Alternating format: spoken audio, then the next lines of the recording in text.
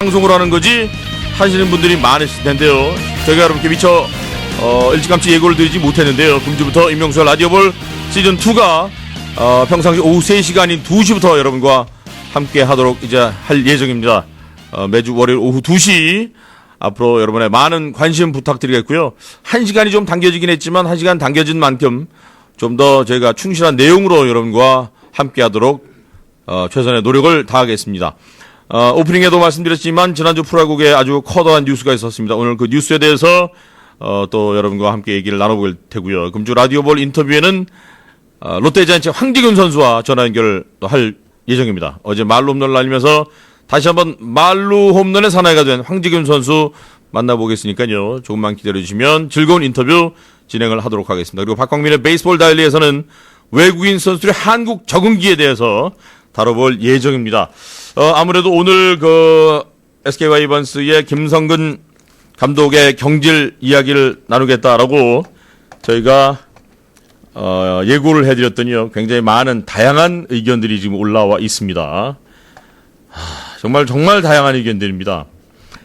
저희가 일일이 다 소개해드릴 수 없을 만큼의 다양한 시각에서의 글들이 지금 많이 올라왔는데요.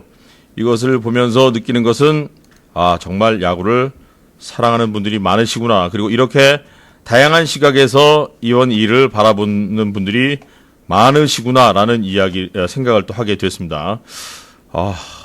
제가 보면서 저 역시도 사실 오늘 방송이 상당히 부담스럽습니다. 인터넷 글이 하나 올라왔어요. 한 글자도 빼놓지 않고 그대로 전해드리겠습니다. 임용수에게 분명히 경고한다. 제목부터 심상치 않죠? 어설프게 프런트나 유다 만수 옹호해 줄 거면 오늘 방송 주제 다른 얘기로 해라. 지금 인천 팬들 분노가 극에 치닫고 있다. 만약 오늘 임용수가 네이버 제작진과 함께 어설픈 옹호 짓을 한다면 다음 임용수 문학경기 중계는 각오하고 와야 할 것이다. 다시 한번 임용수에게 정중히 경고한다. 제가 목숨 걸고 방송을 합니다. 네. 그리고 SK 일처리는 대단히 못마땅하다. 이런 얘기 했고요. 내가 프런트라면 잘랐다. 이런 얘기도 있고. 임용수 캐스터 너무 뭐라고 하지 말아라. 저 양반도 먹고 살려고 저러는 게 아니요. 생계형 캐스터구만. 뭐 이런. 또 가벼운 글을 올려주신 분들도 계십니다. 좋습니다. 여러분의 의견 많이 올려주시는 건 좋은데요. 단 한 가지만 부탁을 드리겠습니다. 나와 의견이 다르다고 해서 너무 그 의견을 틀렸다고 생각하지 마시고 나와는 다른 의견을 가졌구나라는 다양성으로 여러분이 접근을 해 주시기를 부탁을 드리겠습니다. 제가 있는 그대로 지금 제가 방송을 해드리고 있습니다. 여러분이 올린 글입니다. 라디오볼 청취자 여러분이 올려주신 글들을 제가 단어 여과 없이 좀 문제가 될 수도 있겠습니다만은 그런 의견이 있다는 사실도 네티즌으로 알고 계셔야 한다고 생각을 했기 때문에 제가 여러분께 거침없이 여과 없이 방송을 해드렸고 또 여러분의 의견을 읽어드렸습니다. 내가 참 바보구나 싶어. 이제 실제로 뭐가 던절했지만 행동해준 사람이 아무도 없겠다 싶으면 그 사람들 자체가 나를 우습게 보는 거예요. 응? 챔피언 이야기야. 이제 그러면 개달라기 시작해요. 그럼 도돌리지 말까 싶어. 이거를 사람들이 그걸 했을 때 야구에서 박수치고 와야 된다고. 야구는 그렇게 안 거든. 그걸로 쉽거든. 참 싫더라고. 응? 나는 김성근 자체가 톱볼로 하는 마음 하나도 없이. 나는 이제 내년 후년 잘못하면 오래 갖고 그만둘지 모르는데 계약이하고 2차적인 거니까. 그거 톱 보고 톱 하는 거 이런 마음이나 사적인 마음을 내가 하나도 없다고. 그 놈을 볼 때 그날 1시간 반 벤치에 그 속에 톱이상에 앉아있다가 그리고 아파트에서 야구장까지 한 2시간 걸었어요. 30m 속에. 걸으면서 3시간만 걸으면서 이런 생각하고 왔는데 참 세상이 힘들구나 싶어요. 살아가기가. 내가 아무리 수립할 바도 사봤자 숫자가 모자라구나 싶어. 나를 박스 보내주고 돈 줘 해준 사람이 없구나 싶어요. 있어도 멀리 있구나 싶어요. 2009년 8월 12일 저희 네이버와 김성근 감독의 인터뷰 내용을 다시 전해드렸는데요. 김성근 감독이 세상이 참 힘들다. 나를 지지해주는 사람이 많지 않고 있어도 멀리 있다는 이야기를 하면서 그 감독 자리가 얼마나 어려운지 또 단적으로 표현해주는 그 내용을 들어보셨습니다. 얼마 전까지 그 언론에서 구단과 김성근 감독의 갈등에 대해서 많은 뉴스가 나왔었죠. 지난주 방송 때도 많은 청취자들이 이 이슈에 대해서 라디오볼이 언급을 해달라고 부탁을 해주셨는데요. 결국 지난주 김성근 감독이 전격 경질됐죠. 그리고 오늘 라디오볼 주간 핫 이슈에서 김성근 감독의 사퇴에서 또 경질까지 도대체 어떤 일이 있었으며 왜 이런 일이 벌어졌는지 그 과정에 대해서 여러분과 함께 이야기를 나눠보겠습니다. 정초로 기자와 전화 연결하겠습니다. 여보세요. 네, 안녕하십니까. 네.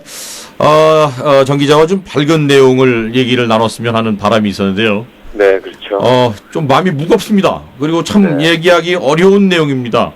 그래도 얘기를 안 할 수는 없습니다. 그렇죠. 네, 오늘로 다 정리하고 좀 새롭게 다음 주부터는 좀 밝은 내용으로 다시 이야기를 했으면 좋겠습니다. 자, 어려운 얘기입니다만 그래도 시작을 하시죠.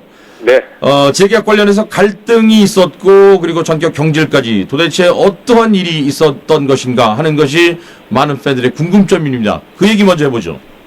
우선 뭐 가장 그 단기적인 문제 그리고 장기적인 문제로 나누어서 이야기를 할 수 있을 것 같은데요. 일단 그 결정적으로 이제 그 사표를 제출하게 되고 그에 대한 이제 경질 결정이 내려지는 과정에서 단기적으로 말씀을 먼저 드려야 될 것 같습니다.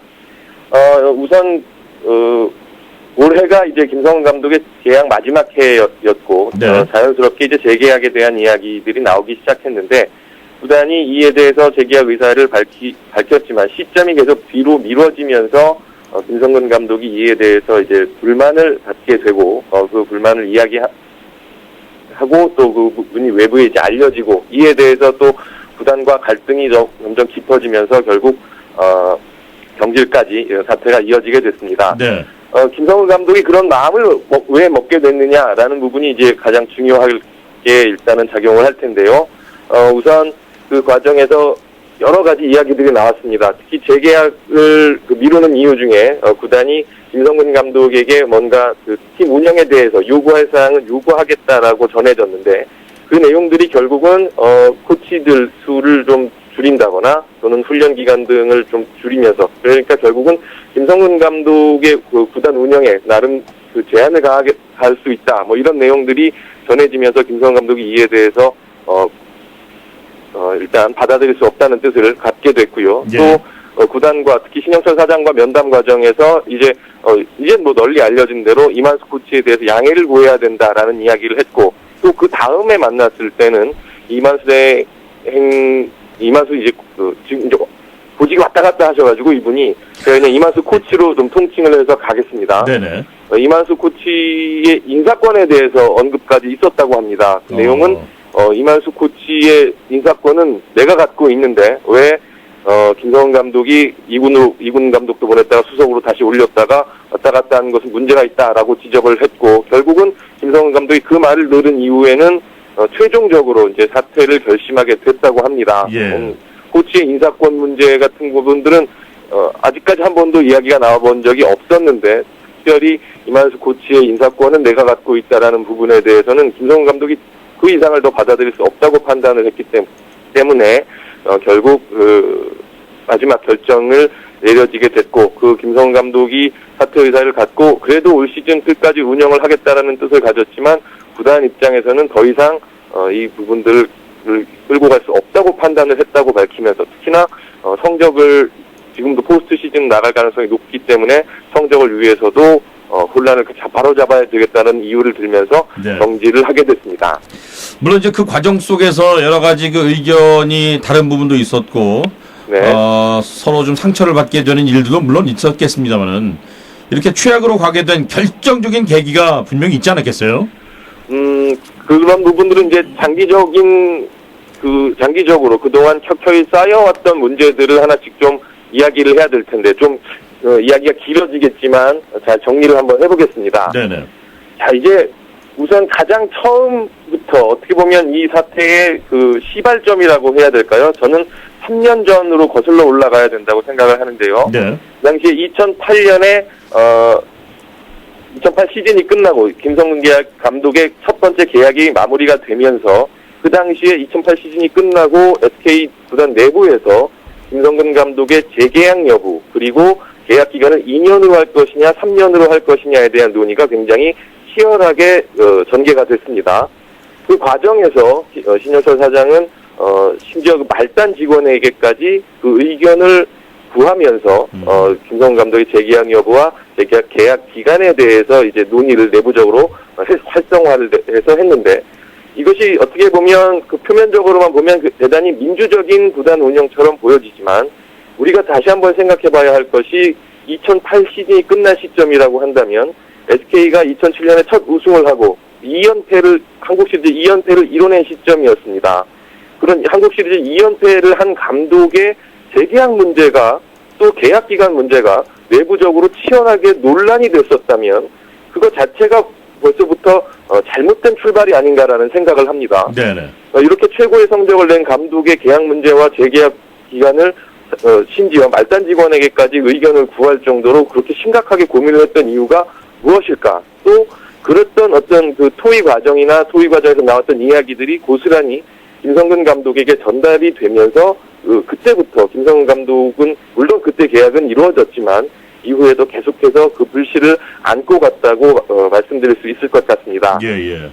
그 과정에서 나왔던 이야기 중에 하나가 이만수 코치는 어떻게 할 거냐라는 이야기였습니다. 어허. 김성근 감독의 계약을 이야기하는데 수석 코치가를 어떻게 할 것이냐라는 것에 대한 그 논란이 있었다는 것 자체가 의문스러울 대목이 아닐 수가 없는데요. 예. 그건 또 2년 전으로 거슬러 올라가야 됩니다. 그보다 2년 전으로요. 예. 김성근 감독 영입을 하면서 SK 구단이 이만수 수석 코치를 함께 영입하는 것을 허락해달라고 이야기를 합니다. 김성근 감독도 흔쾌히 받아들였고요. 예. 그 과정에서 이제 이만수 코치를 영입하면서 이만수 코치가 에이전트를 통해서 감독직 보장을 요구를 합니다.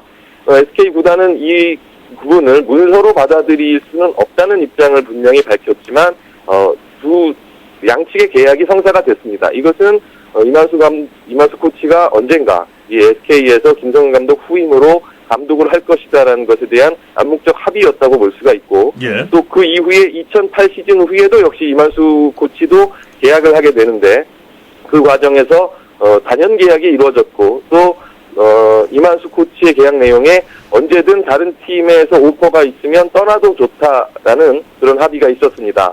한 팀의 수석 코치라고 한다는 것은 그 팀의 가장 중요한 그 코치 중에서 가장 중요한 역할을 하는 코치라고 할 수가 있는데 전쟁터에서 싸움이 한참 벌어지고 있어도 수석 코치가 감독으로 떠나게 된다면 보내주어야겠다라는 것은 이 팀에서 감독이 되지 못하고 기다리고 있는 것에 대한 보상 차원의 그런 합의였다고 볼 수가 있습니다. 네네. 때문에 김성근 감독이 물러나간 이후에 이만수 코치가 감독이 될 것이다라는 것은 내부적으로는 이미 공론화가 되어 있던 그런 사실이었고요. 이만수 코치 스스로도 자신의 입을 통해서 SK 감독을 맡을 것이라는 뜻을 여러 차례 밝혔습니다. 선수들에게 내가 감독이 되면 어떻게 하겠다라는 이야기를 심심찮게 했었고 심지어 훈련 과정 중에서 내가 감독이 되면 이렇게 훈련 안 한다라고 이야기를 해서 오히려 선수들이 너무 놀라고 당황했던 그런 기억들도 갖고 있었기 때문에 네네. 내부적으로는 이제 이만수 코치가 결국은 감독이 될 것이다라는 분위기가 계속해서 유지가 되어 왔습니다. 만약에 성적이 좀 안 좋은 팀이었다거나 우리나라에서 김성근 감독이나 김인식, 김응용 감독 정도의 카리스마가 아니었다면 아마도 그 전에 더 큰 문제가 있을 수도 있었겠지만 그동안 워낙 성적도 좋았고 김성근 감독의 카리스마가 워낙 강했기 때문에 별 문제가 없었지만 결국 두 번째 재계약 과정의 논의 과정에서 이 문제들이 표면화가 되고 결국 그런 부분들을 사장의 입을 통해서 김성근 감독이 직접 듣게 됐기 때문에 그 부분에 대해서는 양측이 갈등을 봉합하기에는 너무 멀리 온 그런 사안이 되고 말았습니다. 예, 예. 특히나 그 아까 말씀드린 대로 SK 구단은 내부적으로도 그 내부 직원들